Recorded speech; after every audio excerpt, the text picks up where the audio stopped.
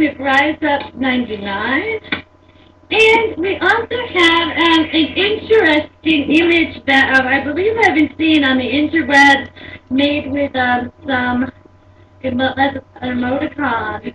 Three equal signs, and a really scared face at the end, usually followed by exclamation marks of fear. Thank you for reminding me. Yes, exclamation marks if you're open and you have the white chocolate today. So I'd like to know, let's see how the lighting is. We get sun a little. This is, I'm in front of City Hall, as you can see. And I'd like to hear. Okay, you like an explanation?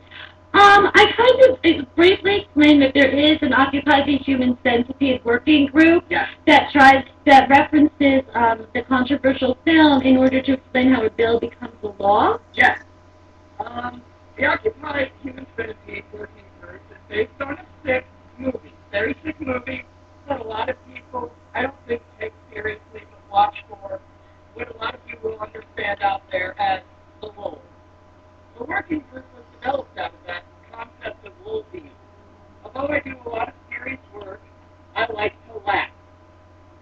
I realized as I was doing this working group for lull, I figured out that it actually does have symbolic and political meaning.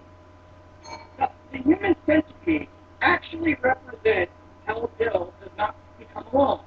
You see, President Obama was elected into office, and because he was rather tan, being one of the problems, and a Democrat being the other, eventually, as the Republicans came in, they basically prevented any ideas he had or the Democrats had from becoming a bill.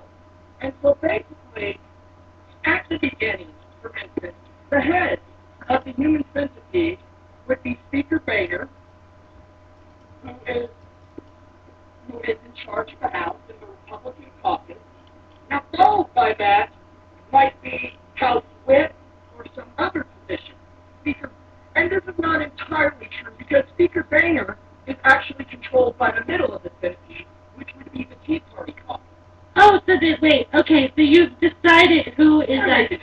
Oh, okay. I wasn't sure. And since I'm not a member of that working group, I didn't know what consensus had been reached. I'll put it in simple terms rather than me being around. The Speaker or some high leader in the House will take something, an idea of the concept of no. No goes in to Speaker Boehner's mouth, usually from outside sources, the rich. So wait, this is Speaker Boehner? That is Speaker Boehner, actually, at the beginning. Now, as Speaker Boehner takes this no, he digests it and finds a presentable manner for it.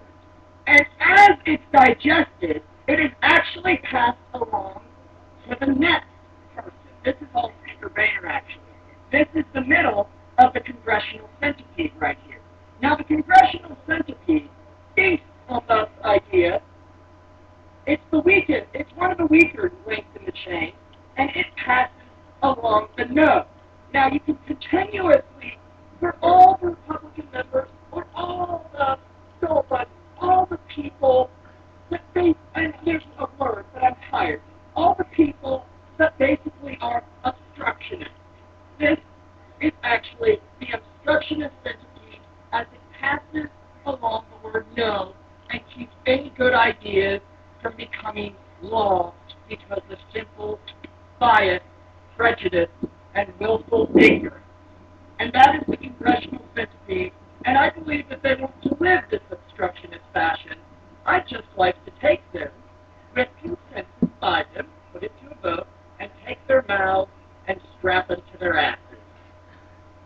All right. I believe this is the first interview that I personally have conducted with a member of the Occupy the Human Centipede working group. I did see some Occupy the Human Centipede art in New York, I believe, from earlier in the Occupy movement. Maybe wrote an angry article